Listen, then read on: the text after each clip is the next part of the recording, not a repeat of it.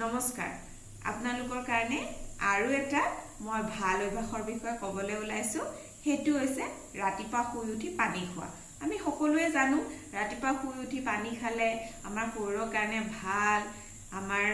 skin ভাল কৰে আমাক হাইড্ৰেট ৰাখে কিন্তু আপোনালোকে এটা কথা জানেনে যদি পিয়াহ নলগাকে আমি বহুত পৰিমাণৰ পানী খাওঁ যেনে কিছুমান ভিডিঅ'ত কিছুমান আমাক সাজেশন আমি পাওঁ যে ৰাতিপুৱা শুই উঠি আধা লিটাৰ পানী খাব লাগে ৰাতিপুৱা শুই উঠি 1 লিটাৰ পানী খাব লাগে কিন্তু আপোনাৰ পিয়াহ নলগাকে যেতিয়া আপুনি বহুত পৰিমাণৰ পানী খাই দিয়ে হেতুও আপোনাৰ ডাইজেশনত অৰ্থাৎ পচন ক্ৰিয়াত আপোনাৰ প্ৰভাৱ পেলাব পাৰে হেতু কথাৰ কাৰণে আপুনি পানী খাওঁতে সাৱধান হ'ব লাগে লগতে আপুনি ভাত খোৱাৰ মাজত বহুত পৰিমাণে পানী খালেও আপোনাৰ ব্লটিং অৰ্থাৎ পেটটো ফুলি ধৰা এনেকুৱা ধৰণৰ সমস্যা হ'ব পাৰে হেতু কথাৰ কাৰণে আপুনি পানী